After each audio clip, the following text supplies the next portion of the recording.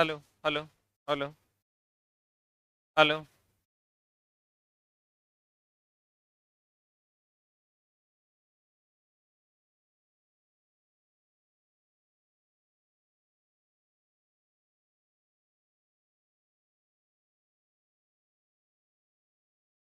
Hello hello. शुरू करें।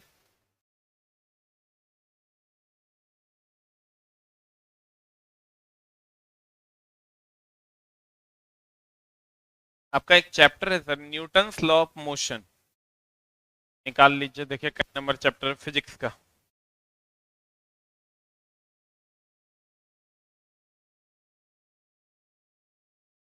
Newton's law of motion and friction.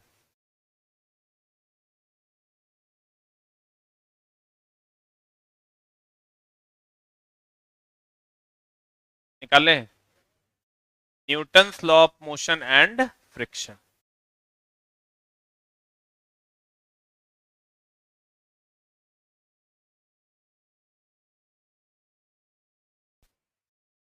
देखिए sir, Newton's law of motion and friction पढ़ने से पहले आपको कुछ बेसिक जानकारी होनी चाहिए।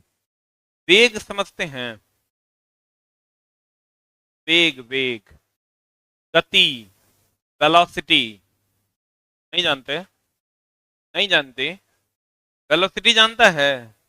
वेलोसिटी दो टाइप का होता है, एक होता है इनिशियल वेलोसिटी, एक होता है फाइनल वेलोसिटी। प्रारंभिक वेग और अंतिम वेग। जिस वेग से हम चलना शुरू करेंगे वो प्रारंभिक वेग, जिस वेग से खत्म करेंगे वो अंतिम वेग। जैसे मान लीजिए कि हम गाड़ी चला रहे हैं और 10 मीटर पर सेकंड के वेग से चला रहे हैं। कितना मीटर पर सेकंड? 10 मीटर पर सेकंड के वेग से चला रहे हैं, चलाना शुरू किए, और अंतिम वेग मेरा 20 मीटर पर सेकंड। तो वेग दो प्रकार का। वेग कितने प्रकार का? एक होता है मेरे दोस्त प्रारंभिक वेग, और एक होता है अंतिम वेग। प्रारंभिक वेग को यू से डिनोट करते हैं और अंतिम वेग को भी से। एक चीज हमेशा ध्यान रखिएगा, परिवर्तन निकालने के लिए अंतिम माइनस प्रारंभिक करते हैं, चेंज निकालने के लिए फाइनल माइनस इनिशियल करते हैं। जैसे मान लीजिए कि हमारे जेब में अभी 100 रुपया है और कुछ समय के बाद हमारे जेब में 120 रुपया हो जाता है। चेंज कितने का हो, कैसे निकालें? 120 minus 100, that is change. Final minus initial की इनिशियल माइनस फाइनल? अंतिम माइनस प्रारंभिक। बोलिए हाँ या ना। तो प्रारंभिक वेग को यू से डिनोट करते हैं, किससे डिनोट करते हैं? अंतिम वेग को किससे? ई से। किससे डिनोट करते हैं? प्रारंभिक वेग, अंतिम वेग। पक्का? पक्का ना? अब परिवर्तन निकालना होगा तो भी माइनस यू की यू माइनस भी। अंतिम माइनस प्रारंभिक, दैट इज भी माइनस यू। नहीं समझा? प्रारंभिक वेग को, अंतिम वेग को, अगर परिवर्तन निकालना होगा तो भी माइनस यू की यू माइनस भी। E minus. क्लियर? अब देखो, ध्यान देना। एक होता है बल, त्वरण। त्वरण होता है वेग में परिवर्तन बटा समय। वेग में परिवर्तन के त्वरण को ए से नोट कर, ये सब हम पढ़ाएंगे, अभी बस रफली आपको समझना है। वेग में परिवर्तन बोले तो v minus you by T. देखो किसी भी चीज में वेग में परिवर्तन की दर को त्वरण कहते हैं, पढ़े होंगे आप लोग। वेग में परिवर्तन हो गया v माइनस यू। बोलिए। किसी भी चीज का दर अगर निकालना है ना, जैसे कुत्ता का दर, तो कुत्ता बटा समय। ये हो गया कुत्ते की दर। बिल्ली बटा समय, बिल्ली की दर। वेग में परिवर्तन बटा समय, तो वेग में परिवर्तन की दर। Rate of change of velocity is called as acceleration. वेग में परिवर्तन की दर, दर बोले तो रेट, दर बोले तो वेग में परिवर्तन की दर, rate of change of velocity is called as acceleration. Clear? Change in velocity है ये, वेग में परिवर्तन है। अब बटा टाइम, तो इसको हम क्या कहेंगे? त्वरण, एक्सेलरेशन। त्वरण बोले तो एक्सेलरेशन। तो ए बराबर v minus you by T. एक और फॉर्मूला आप जानेंगे कि एफ संवेग का नाम सुने हैं, मोमेंटम संवेग, that is also called as momentum. संवेग बराबर होता है mass into velocity, mass into velocity. Momentum को p से डिनोट करते हैं, p इज इक्वल टू होता है m into v। p is equal to क्या? m इंटू v, यानी संवेग momentum is equal to mass into velocity. अगर यहां इनिशियल वेलोसिटी दे देंगे तो ये इनिशियल मोमेंटम हो जाएगा। अगर यहां प्रारंभिक वेग u दे देंगे तो ये प्रारंभिक संवेग हो जाएगा। अंतिम वेग v दे देंगे, अंतिम संवेग हो जाएगा। अच्छा बताओ, अगर हम लिखते हैं p is equal to m into u, initial momentum होगा कि फाइनल मोमेंटम होगा? इनिशियल मोमेंटम होगा। इनिशियल मोमेंटम यानी प्रारंभिक संवेग। क्यों प्रारंभिक संवेग होगा? क्योंकि u है, क्या है, और p इज इक्वल टू होता है m इंटू v। अगर तो ये फाइनल मोमेंटम होगा कि इनिशियल मोमेंटम होगा? मात्र 1% ही सब समझना है, मात्र 1%, 99% नहीं समझना। हम फिर से समझाते हैं, ध्यान देना। वेलोसिटी वेग दो प्रकार का, एक प्रारंभिक वेग और एक अंतिम वेग। पहले u की पहले v, तो इनिशियल वेलोसिटी को u से डिनोट करते हैं, प्रारंभ को u से और फाइनल को v से। अगर हमको वेग में परिवर्तन निकालना होगा, अगर हमको वेग में परिवर्तन निकालना होगा तो क्या करेंगे? v minus you, v minus. अगर हमको वेग में परिवर्तन निकालना होगा तो क्या करेंगे मेरे दोस्त? e माइनस क्या कर देंगे? u कर देंगे, तो वेग में परिवर्तन निकल जाएगा। अब वेग में परिवर्तन की दर को त्वरण कहते हैं। क्या कहते हैं? एक्सेलरेशन। एक और फॉर्मूला आप जानते होंगे, F बराबर ma। पढ़े हैं सर? बल बराबर होता है द्रव्यमान गुना त्वरण। बल बराबर द्रव्यमान गुना क्या? त्वरण। बल बराबर होता है द्रव्यमान गुना त्वरण। Force is equal to mass into acceleration. पढ़े हैं? अब देखिए, तो आपको कितना फॉर्मूला हम बताए हैं, एकदम आराम से समझिएगा। u इनिशियल वेलोसिटी की फाइनल वेलोसिटी, प्रारंभिक वेग ही अंतिम वेग। अब p equal to m into u, प्रारंभिक संवेग की अंतिम संवेग? प्रारंभिक संवेग। p is equal to m into v, अंतिम संवेग ना। f इज इक्वल टू हम पढ़ाए आपको ma। a के बदले में हम लिख सकते हैं sir v minus you by T, क्योंकि वेग में परिवर्तन की दर को क्या कहते हैं? त्वरण। m a के बदले में हम लिख सकते हैं v minus you by T. बोलिए, इसमें आपको अभी 21% समझ में आना है। कितना परसेंट समझना है? 1%। 1% से ज्यादा समझने की जरूरत नहीं। फिर समझाते हैं, मात्र 1%। देखो भूल जाओ, क्योंकि इतना बार पढ़ाएंगे तुमको कि धीरे धीरे अपने तुमको चीजें समझ में आने लगेंगी। जैसे सर ओ आप पहली बार सीखे थे तो कितना दर्द हुआ था? नहीं हुआ था? ABCD पूरा लिखने के लिए कितना जूता पड़ा होगा? तब सीखा होगा। लेकिन जब सीख गया तो अब देखने की जरूरत पड़ती है?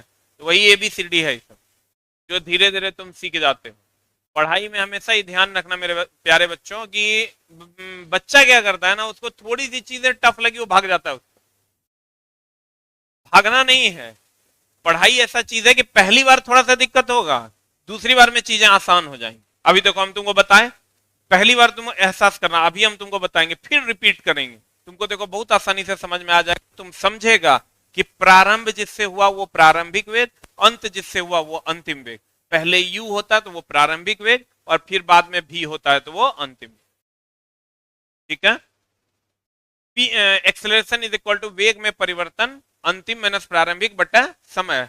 और संवेग m इंटू यू, संवेग बराबर होता है द्रव्यमान गुना वेग, क्योंकि मास इंटू वेलोसिटी, मास द्रव्यमान, अब वेलोसिटी चूंकि प्रारंभिक है इसलिए ये प्रारंभिक संवेग हो गया, और अंतिम संवेग हो जाएगा तो m इंटू भी। अब बताओ संवेग में परिवर्तन अगर निकालने का होगा तो एम भी माइनस एम यू कर देंगे, बोलिए, संवेग में परिवर्तन एम भी माइनस एम यू।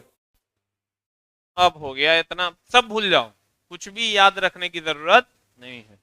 एक भी चीज सर आपको साइंस में, खास करके फिजिक्स में तो एकदम याद नहीं रखना है। हाँ लेकिन ऐसा भी नहीं कि मंत्र मारेंगे और थोड़ा समझ में आ जाएगा। ये कॉन्सेप्ट का गेम है, it's complete game of concept. अगर तुम कंसंट्रेशन हमको दे दोगे तो हम सब्जेक्ट तुमको अंदर डाल देंगे एकदम, कहीं से कोई समस्या नहीं होगी। सिर्फ कंसंट्रेट करो और हमेशा ये सोच के बैठो कि हमको कुछ नए समझ में आएगा, कोई बात नहीं। हेडेक लेके बैठोगे ना तो कभी समझ में नहीं आएगा। आप ये समझ के सर बैठो कि हमको नहीं ये समझ में आएगा, इट्स ओके, पढ़ रहे हैं। अब देखना आपको सब्जेक्ट धीरे धीरे समझ में आने लगा। पहले से नहीं इतना लोडेड होके रहते हो कि पता नहीं चलता है कि मामला कैसे होगा। सर आप जब भी देखिएगा टेंशन में रहिएगा तो आपका हमेशा डिसीजन गलत होता है। सोच लीजिएगा कि काम करना है तो काम गड़बड़ हो ही जाएगा, नहीं तो काम बहुत आसानी से हो जाता है। तो आप सर थोड़ा सा डेडिकेशन दीजिएगा तो हम आपका काम कर देंगे। जैसे न्यूटन्स लॉ ऑफ मोशन, कौन लॉ ऑफ मोशन चला? न्यूटन्स लॉ ऑफ मोशन को इन्होंने अपनी किताब, एक किताब थी इनकी प्रिंसिपिया, क्या नाम थी था? न्यूटन चचा ने एक किताब लिखा जिसका नाम था प्रिंसिपिया। प्रिंसिपिया में इन्होंने अपनी सारी बातों को लिख डाला, सारी बातों को लिख डाला। पूरा का पूरा फिजिक्स जब आप पढ़िएगा तो आपको लगेगा कि इससे बड़ा धूर्त वैज्ञानिक कोई नहीं था, महाधूर्त, एकदम चोटा चोर, जबकि फिजिक्स का बाप इसी को कहा जाता है। सर आप ही समझिए कि न्यूटन आपका 10% भी नहीं था, इसलिए कि उसने जितनी भी थ्योरी दिए उसमें हमको बहुत ज्यादा लॉजिक अभी के हिसाब से नहीं लग रहा, उस टाइम के हिसाब से लगता होगा उन लोगों को, लेकिन अभी के हिसाब से उसमें बहुत ज्यादा लॉजिक नहीं है। और ये दूसरे का लॉ चुराने में बहुत माहिर था, झूठ बोलने में भी उतना ही माहिर था, झूठ भी खूब बोलता था और दूसरे के नियम को चुराने में तो ये एकदम एक्सपर्ट था।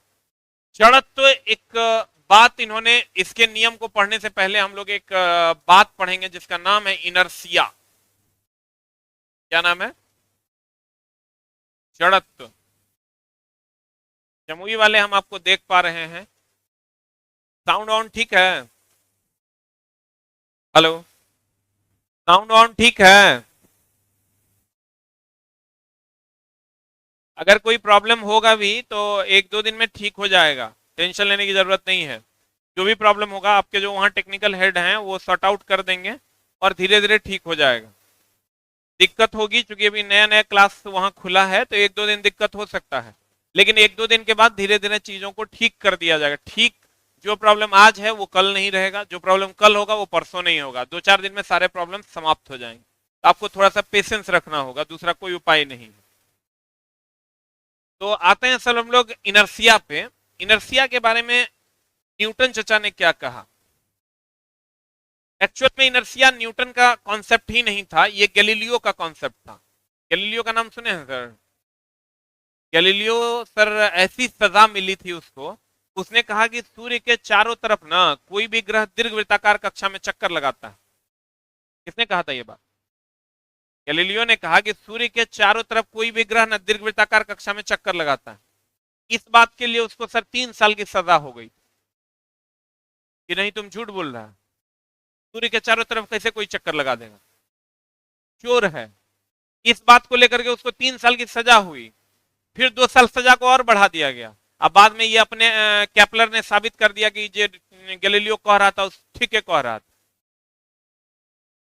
और तब गैलीलियो को जैसे महान वैज्ञानिक को बाहर निकाला गया।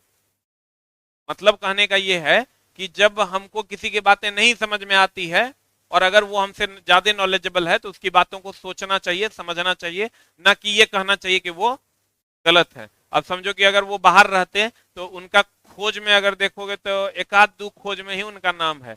जैसे दूरदर्शी का खोज उन्होंने किया, गैलीलियो ने ही दूरदर्शी का खोज न किया। और एक खोज बताओ गैलीलियो का? है ही नहीं, बेचारा जेल में था। आप बाहर जो लोग थे, आइंस्टाइन न्यूटन, ये सब मिलके उसको जेल में भेजा था, और वो लोग का ढेरी लॉ आ गया और इनका बेचारे का लॉ नहीं आया। लेकिन इनर्सिया के बारे में उन्होंने कहा था। इनर्सिया उन्होंने क्या कहा कि अगर मान लो कि तुम अभी बैठे हो, तो तुम बैठे रहना चाहते हो। मान लो कि हम लॉलीपॉप चूस रहे हैं, हम चूसते रहना चाहते हैं। पंखा चल रहा है, चलते रहना चाहता है। कोई दौड़ रहा है, दौड़ते रहना चाहता है। जो जो काम कर रहा है वो करते रहना चाहता है। यही गुण जड़त्व कहलाता है। यही गुण क्या कहलाता है? कोई भी आदमी, मान लो कि मोटका है, अपना देह रख दिया है, ये अपना देह रखले रहना चाहता है। बोलन कोई अगर जो जो काम कर रहा है वो काम वो करते रहना चाहता है, यही गुण जड़त्व। बोलो, यह गुण क्या है? इसको हम इनर्सिया कहते हैं। क्या कहते हैं इसको? अब इनर्सिया भी दो टाइप का होता है, एक विराम का जड़त्व, rest of inertia, inertia of rest and inertia of motion. विराम का जड़त्व और गति का जड़त्व। जड़त्व प्यारे बच्चों कितने प्रकार का होता है? एक होता है विराम का जड़त्व। इसका जड़त्व विराम का जड़त्व, और एक होता है गति का जड़त्व।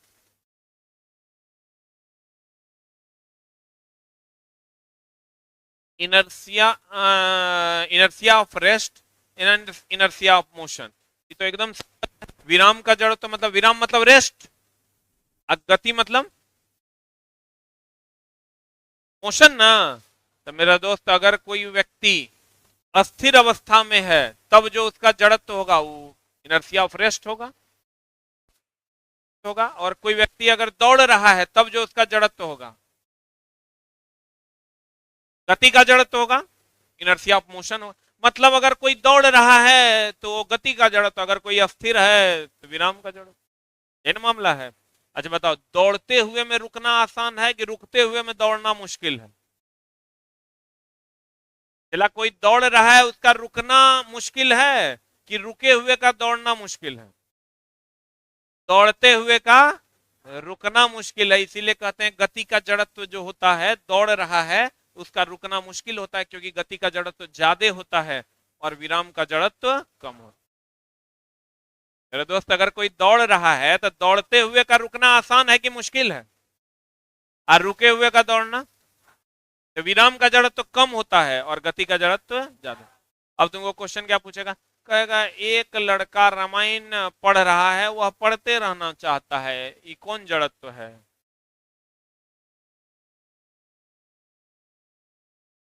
देखो, एक चीज हमेशा ध्यान रखना, रुके हुए से गति में आया तो विराम का जड़त्व, गति से रुक गया तो गति का जड़त्व।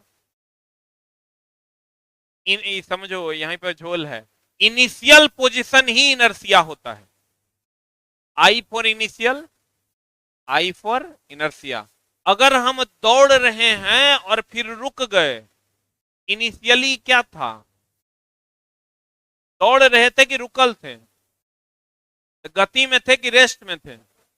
इनर्सिया ऑफ मोशन हुआ कि इनर्सिया ऑफ रेस्ट हुआ? हम क्या बोले, जो प्रारंभिक अवस्था होगा वही इनर्सिया होगा। जैसे हम दौड़ रहे हैं, दौड़ रहे हैं, दौड़ रहे हैं, हम रुक गए, तो हमारा प्रारंभ था दौड़ना। बोला ना हो जान, प्रारंभ क्या था? दौड़ना, और अंत क्या था? रुकना। तो मेरा ये गति का जड़त्व हुआ कि विराम का जड़त्व हुआ? विराम का जड़त्व हुआ। तुम लाठी ठूस के हड़बड़ हड़बड़ कर देंगे। ध्यान दो, छोटा चोर सब कुछ भी नहीं करता है। ध्यान देना पड़ेगा मेरे दोस्त। ये पढ़ाई है, ये ऐसा चीज है ना कि जब चाहो एकर पैसा तू रखिए नहीं पाएगा। इतना पैसा देगा कि तू सोच भी नहीं सकता, और इतना सम्मान दिलवाएगा कि तू समझ भी नहीं सकता। कंडीशन सप्लाई इतना आसान भी नहीं है। एक लाइन के बात है, चला पढ़ना जो है ना इतना आसान नहीं है, लेकिन हाँ एक बार पढ़ लिए तो फिर आपकी जिंदगी बहुत आसान हो जाएगी, इसकी एकदम 150% की गारंटी। होता क्या है ना, तुम हर चीज में एगो नुस्ख निकालोगे। ई बात हुआ इसलिए हम पढ़ नहीं पाए, ई बात हुआ इसलिए हम फलना नौकरी नहीं कर पाए। फलना बात था इसलिए हमको नहीं समझ में आया, इसलिए हमको नौकरी नहीं हुआ। मेरे दोस्त हमेशा ध्यान रखना है, वो बड़े अच्छे शिक्षक हमको बोले थे, हम उनको बोले ना कि सर पानी सर नहीं आता है, पानी का व्यवस्था करवाइए, हम जब पढ़ते थे तब। सर स्टाफ फलना बात बोलता है सर, हमको गुरुजी ये बड़ा अच्छा बात बोले। टाटा माइक्रो हिल पब्लिकेशन में सर किताब आता है, फंडामेंटल कैलकुलस, विकास राही सर, वो हमको बोले कि एक बात पता है। बोले क्या? बोले जो सक्सेस करने वाले लोग होते हैं ना, वो सॉल्यूशन हाईलाइट करते हैं, और जो फेल होने वाले लोग होते हैं वो प्रॉब्लम हाईलाइट करते हैं। लाइफ में सॉल्यूशन हाईलाइट करना सीखो। मतलब तुम ये मत बोलो कि ये प्रॉब्लम है इसलिए हम ये नहीं कर पा रहे हैं, तुम ये बोलो कि इस प्रॉब्लम का ये सॉल्यूशन है इसलिए हम ये काम कर पा रहे हैं, बहुत आसानी से सक्सेस हो जाओगे। लेकिन मेरे दोस्त हम लोग क्या करते हैं ना, चूंकि प्रॉब्लम को सॉल्यूशन में बदलना बड़ा मुश्किल काम, उसके लिए मेहनत करना होगा। लेकिन सर प्रॉब्लम में छोड़ देना तो वो दूसरे के भरोसे रहता है, उसमें तो अपने आप को हम समझा लेते हैं कि हम सही वो गलत।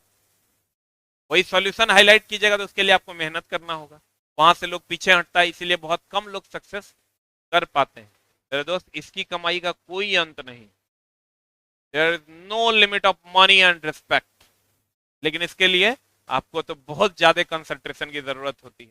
मेरे प्यारे बच्चों, जितने भी बच्चे हम लोग क्लास में पढ़ा करते थे और लास्ट क्लास तक बच्चा रुक ही नहीं पाता था, आज फलना बात हो गया तो तीसरा घंटी में चल गया, आज चिल्ला बात, हम अब तुम पैसा दे दियो हमको, तुम आओ कि ना आओ हमारे की जाता है, बस पैसा ले लिए, हम आएंगे अपने समय पर, लंबा लंबा छोड़ेंगे और चलते बनेंगे सारे टीचर।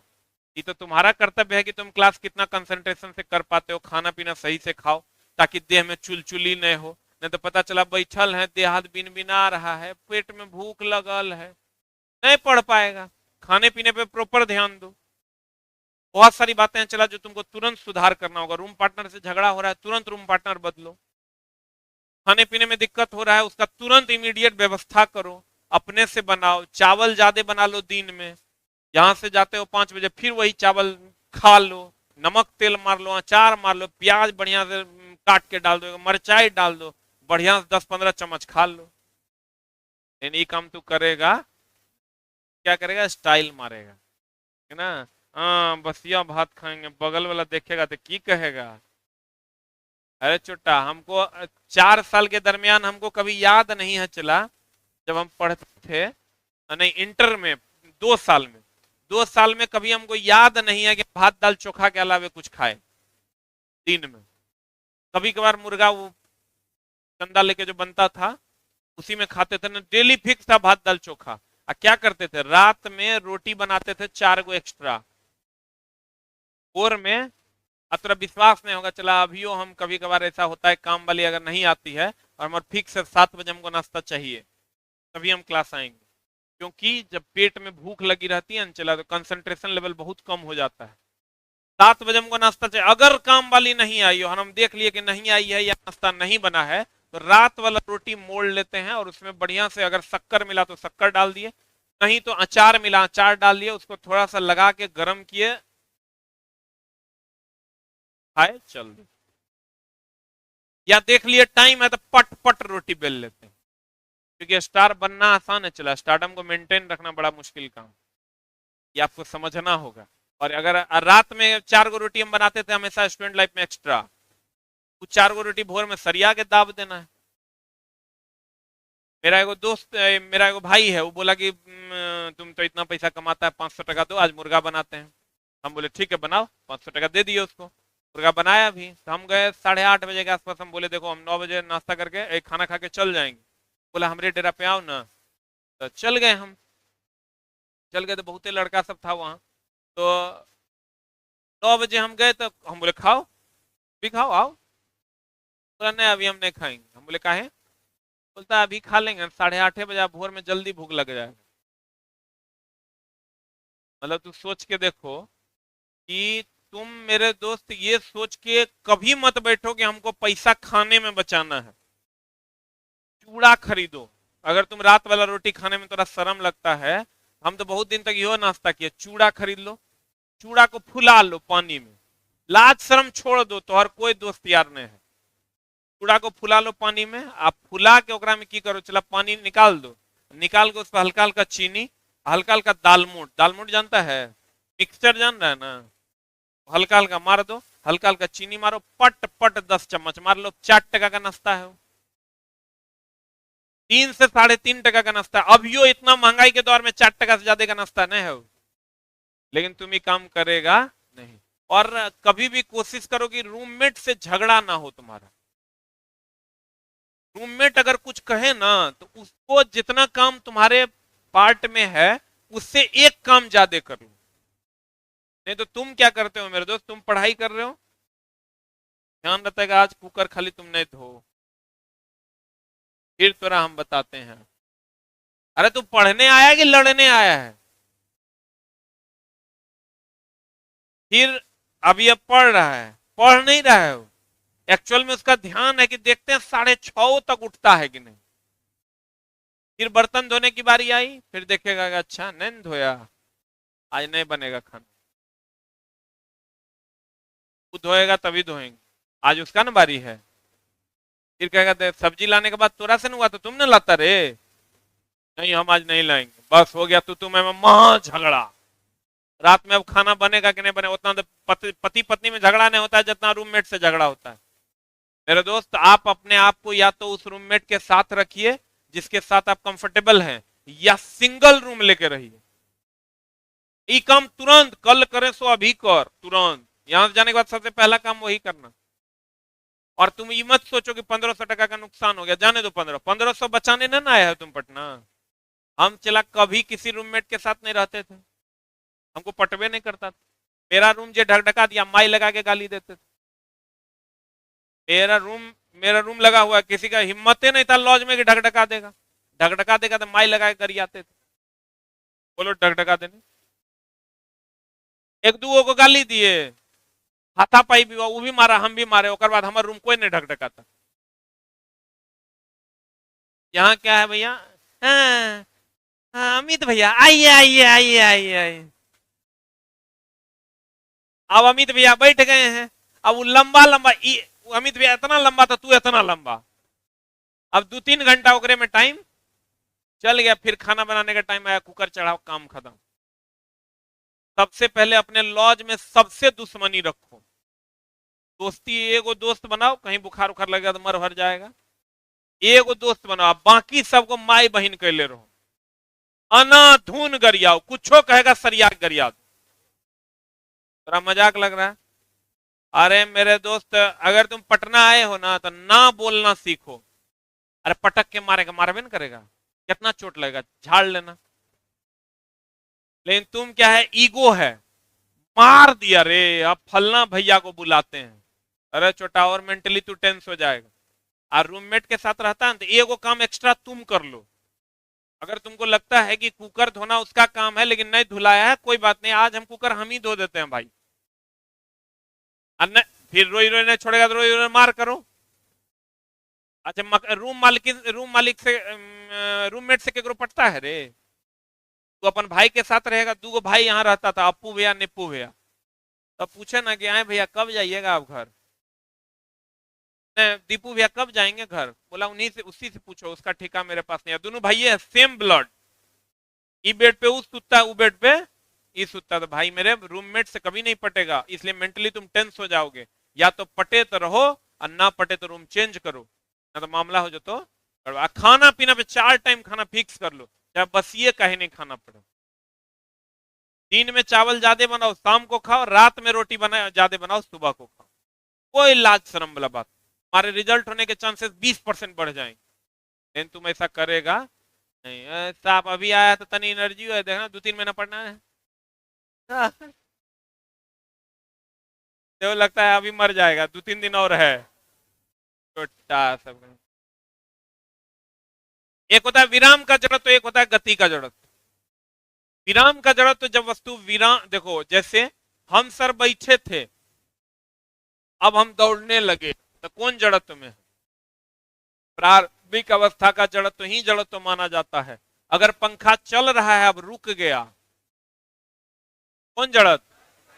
विरामावस्था, जो पहला अवस्था होगा वही जड़त्व जड़त्व माना जाए। पहला अवस्था समझ रहा है? अब मेरे दोस्त गौर फरमाइए, क्या कहते हैं? जड़त्व यह किसी पदार्थ का वह गुण है जिसके कारण वह पदार्थ अपने अवस्था परिवर्तन का विरोध करता है, अर्थात अस्थिर है तो अस्थिर रहना चाहता है, और यदि गति में है तो किसमें रहना चाहता है? गति में रहना चाहता है। तो जड़त्व कितने प्रकार का? कितने प्रकार का? गति का जड़त्व और विराम का। गति का जड़त्व कहता है जब वस्तु गति में होता है तो उसे गति का जड़त्व कहते हैं, और जब वस्तु अस्थिर अवस्था में होता है तो उसे विराम का जड़त्व कहते हैं। अभी हम विराम का जड़त्व क्या, हमारे में चला मोच आ गया है। अभी विराम का जड़त्व क्या? अस्थिर जड़त्व। अस्थिर ना, छोटा विराम अस्थिर है, क्या बात ना हुआ रे? अभी हम दौड़ रहे हैं, गति का जड़त्व कि विराम का जड़त्व? गौर फरमाइए, जड़त्व वस्तु, अब देखो जड़त्व आई बराबर होता है mr स्क्वायर। आई बराबर क्या होता है? mr square. आई जड़त्व है, m द्रव्यमान है, r त्रिज्या है। आई क्या है? इनर्सिया। m द्रव्यमान है, मास r रेडियस है। तो बताओ जड़त्व किस किस चीज पर निर्भर करता है? द्रव्यमान और, कहता किसी वस्तु का जड़त्व द्रव्यमान और त्रिज्या पर निर्भर करता।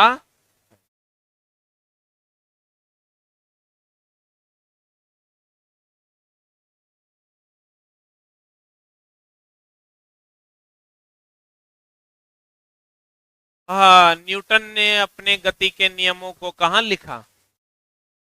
कहां लिखा? जब ये साहब प्रिंसिपिया लिख रहे थे तो इनके पास दो नियम था। आप पढ़े होंगे न्यूटन के 3 नियम। तेरा न्यूटन का नियम तू पढ़ा होगा, न्यूटन का नियम हम पढ़ाते हैं, दोनों में आसमान धरती का फर्क होगा। मतलब तू जब पढ़ा होगा ना, वो साफ कचरा है, ओकरा क्वेश्चन नहीं बनेगा। हम जब पढ़ाएंगे ना, ओकरा सब क्वेश्चन बनेगा। इसलिए कि हम जो तुमको पढ़ाएंगे, तुम जो पढ़ा है, दोनों इसलिए अलग अलग है कि तुम सिर्फ पढ़ा है, हम क्वेश्चन ओरिएंटेड पढ़ाएंगे। तुमको लग रहा होगा यार ये तो +2 में पढ़वे किए हैं, यहाँ कायल मास्टर को पैसा दे दिए झूठे। नहीं, दोनों अलग अलग बातें हैं। जब हम तुमको पढ़ाएंगे तुमको पता चलेगा। न्यूटन जब अपनी किताब लिख रहे थे ना, इनके पास दो नियम था। क्या नियम था? एगो दूसरा, तीसरा। दूसरा नियम और कैवा नियम? तीसरा। दूसरा नियम और तीसरा नियम। पहला नियम नहीं था इनके पास। और वो जो जड़त्व के बारे में बात हुई थी, ये बात गैलीलियो ने कही थी। गैलीलियो ने कहा था कि अगर कोई वस्तु अस्थिर है तो अस्थिर रहना चाहता है, और गति में है तो गति में रहना चाहता है। ये बात किसने कही थी? गैलीलियो। गैलीलियो ने। किसने कही थी? गैलीलियो ने क्या कहा? अस्थिर है तो अस्थिर रहना चाहता है, दौड़ता है तो दौड़ते रहना चाहता है। यह गुण जड़त्व कहलाता है। जब न्यूटन साहब के पास दूसरा और तीसरा नियम था तो उन्होंने क्या किया, ये जो कौन, गैलीलियो, गैलीलियो के बात में उन्होंने एक बात जोड़ दिया। क्या जोड़ दिया? उन्होंने कहा कोई वस्तु अस्थिर है तो अस्थिर रहना चाहता है, गति में है तो गति में रहना चाहता है, लेकिन तब तक जब तक कोई एक्सटर्नल फोर्स ना लगे, बाह्य बल ना लगे। जैसे मान लो कि लड़की बैठी है तो बैठी रहना चाहती है, कब तक? जब तक बाह्य बल नहीं लगेगा। हम कहेंगे उठो, उठ जाएगी। उठो, तो बैठो, तब तक बैठी रह सकती है जब तक बाह्य बल न लगे।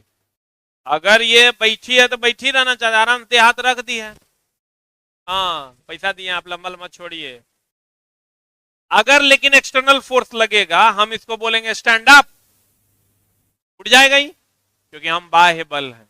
कौन है हम? तो देखो, तो न्यूटन ने कहा कि अगर कोई वस्तु अस्थिर है तो अस्थिर रहना चाहता है, गति में है तो गति में रहना चाहता है। उसमें एगो लाइन जोड़ दिया खाली, लेकिन तब तक जब तक बाह्य बल ना लगे, ये मेरा नियम हो गया। कितना धूर्त था देखो। ये बात गैलीलियो ने कहा था कि अगर कोई वस्तु अस्थिर है तो अस्थिर रहना चाहता है, गति में है तो गति में रहना चाहता है। यह गुण जड़त्व कहलाता है। कहा बोला ये गुण जड़त्व कहलाता है गैलीलियो, लेकिन तुम ये समझो कि उसमें अगर बाह्य बल लगा देंगे तो अवस्था परिवर्तित हो जाएगा, तब तक जब तक कोई बाह्य बल ना लगे। और ये मेरा नियम। तो लोगों ने इसका पुरजोर तरीके से विरोध किया, कहा नहीं तो गैलीलियो ने कहा था, गैलीलियो का नियम है। सभी लोग गैलीलियो के पास पहुंच गए। गैलीलियो ने कहा भक ये कोनो नियम है? कोई बैठल है तो बैठल रहना चाहता है, दौड़ रहा है तो दौड़ते रहना चाहता है। न्यूटन पागल हो गया, कुछ से कुछ कह के कहता है नियम है। अरे अगर नियम की है, अगर तू बैठल है तो बैठल रहना चाहता है, कोई दौड़ रहा है तो दौड़ते रहना चाहता है, लेकिन तब तक जब तक कोई बाह्य बल ना लगे। ये पंखा घूम रहा है तो घूमते रहना चाहता है, कब तक? जब तक अगर हम एगो लाठी हम न ठूस दें, तब तक ही घूमते रहना चाहेगा। तो मेरे दोस्त कहने का मतलब ये हुआ कि अगर कोई वस्तु घूम रहा है तो घूमते रहना चाहता है, अस्थिर है तो अस्थिर रहना चाहता है, तब तक जब तक कोई बाह्य बल। तो लोगों ने कहा भैया ये तो न्यूटन का नियम नहीं है, ये तो गैलीलियो का नियम है, ये तो धूर्त है, लिख दिया है प्रिंसिपिया में कि हमारा नियम। फिर सभी लोगों ने इसका विरोध किया, और जब विरोध हुआ तो बाद में ये देखा गया कि भैया ये नियम जो है, गैलीलियो ने कहा बक न हमार नियम न न्यूटन के नियम, एक बोलो जड़त्व का नियम। कि जड़त्व का डिफिनेशन है, कि किसका डिफिनेशन है? यही न्यूटन साहब की प्रिंसिपिया है, का पहला पेज है आपके सामने। न्यूटन के गति का नियम का प्रकाशन कितना ईस्वी में हुआ था? 1687 में। अब देखो, अब इन्होंने क्या कहा, इस नियम के अनुसार अगर कोई वस्तु अस्थिर है तो अस्थिर रहना चाहता है, गति में है तो गति में रहना चाहता है, गति में है तो वह गति में रहना चाहता है। यहां तक तो गैलीलियो का स्टेटमेंट न था रे, ये स्टेटमेंट किसका था? ये बात क्या थी? अरे ये बात तो सर जड़त्व तो न था। बोलो, तो बताओ न्यूटन का योगदान तो इतने न था। ये पूरे नियम का क्रेडिट ले रहा था। तो मामला संवेदनशील हो गया। लोगों ने आगे दर्द कर रहा है चला, लोगों ने कहा कि भैया ये तो गैलीलियो का नियम हम नहीं मानेंगे, आनी मुनी हम नहीं जानी। तो लोगों ने फिर, गैलीलियो ने कहा ना मेरा नियम है, ये कोई नियम है ये नहीं है, जड़त्व है, इसको आप लोग जड़त्व का नियम कहिए, ना मेरा नियम ना न्यूटन का नियम, इसको जड़त्व का नियम कहिए। लेकिन न्यूटन का उस टाइम दबदबा था, तो न्यूटन का दबदबा था, उन्होंने कहा नहीं ये मेरा पहला नियम है, हम नहीं जानते हैं। गैलीलियो को मानने वाले लोगों ने कहा कि नहीं ये गैलीलियो का नियम है। न्यूटन ने खुद कहा कि ये मेरा नियम है, ये मेरा पहला नियम है, और गैलीलियो ने कहा यह जड़त्व का नियम है। तो कितना बड़ा झोल है। न्यूटन ने कहा यह मेरा पहला नियम है, गैलीलियो ने कहा नहीं मेरा नियम ना उसका नियम, ये जड़त्व का नियम है। आज गैलीलियो को मानने वाले लोगों ने कहा नहीं ये गैलीलियो का नियम, नियम एक और नाम। अब सब मर गया, हम लोग तीनों मान लिए, अब सब मर गया। गैलीलियो गया बोरा में, न्यूटन गया बोरा में। अब हम लोग कहते हैं न्यूटन के गति का पहला नियम जड़त्व का नियम, गैलीलियो का नियम। कि सब चले गए, इसलिए हम लोग अब तीनों नियम मानते हैं और कहते हैं इस नियम के अनुसार अगर कोई वस्तु अस्थिर है तो अस्थिर रहना चाहता है, गति में है तो गति में रहना चाहता है, लेकिन तब तक जब तक कोई बाह्य बल न। यही जड़त्व का नियम है, यही गैलीलियो का नियम है, यही न्यूटन का कैवा नियम है। जड़त्व क्या है? अगर इनर्सिया क्या है? अगर कोई वस्तु अस्थिर है तो अस्थिर रहना चाहता है, गति में है तो गति में रहना चाहता है, लेकिन तब गति में रहना चाहता है। यही गुण जड़त्व है। जड़त्व कितने प्रकार का? एक विराम का जड़त्व और दूसरा, अगर कोई वस्तु विराम में है तो विराम का जड़त्व, अगर कोई वस्तु गति में है तो गति का जड़त्व। विराम, अगर हम चल रहे थे रुक गए तो गति का जड़त्व कि विराम का जड़त्व? हाँ, हम रुके हुए थे अब दौड़ने लगे, क्या जड़त्व? गति का जड़त्व ज्यादा कि विराम का जड़त्व? हाँ, गति का जड़त्व ज्यादा और विराम का जड़त्व कम। क्लियर? जड़त्व की बात कही किसने थी? किसने? गैलीलियो ने। किसने कही थी? एक घोड़ा तांगा लेकर जा रहा है और घोड़ा नाला देखकर रुक गया। कौन जड़त? गति का कि विराम का? अरे छोटा, घोड़ा के प्रारंभिक अवस्था देखो, दौड़ रहा था कि रुकल था? तो गति का जड़त हो गया। अगर कोई घोड़ा खड़ा था अब दौड़ने लगा, कौन जड़त? विराम का जड़त, इनर्शिया ऑफ रेस्ट। तनियो गया कि साफे बुरा में गया? नहीं गया, धीरे धीरे जाएगा। Thank you very much, love you all. Jamui वासियों गौर से सुनना। हाँ, हाथ उठा रहा है करिया, पीछे से देख रहे हैं हम। तुम्हारी कक्षा जो है में अगर कोई भी समस्या होगी तो उसको हम सॉर्ट आउट करेंगे। जहां भी दिक्कतें होंगी उसको हम ठीक करेंगे। 1 2 3 दिन आप क्लास कीजिए, अगर दिक्कत होगा तो हम बात कर लेंगे और उसको ठीक कर देंगे। Thank you very much. हाँ, हाफ ही करो। हे रे करिया, थैंक यू वेरी मच।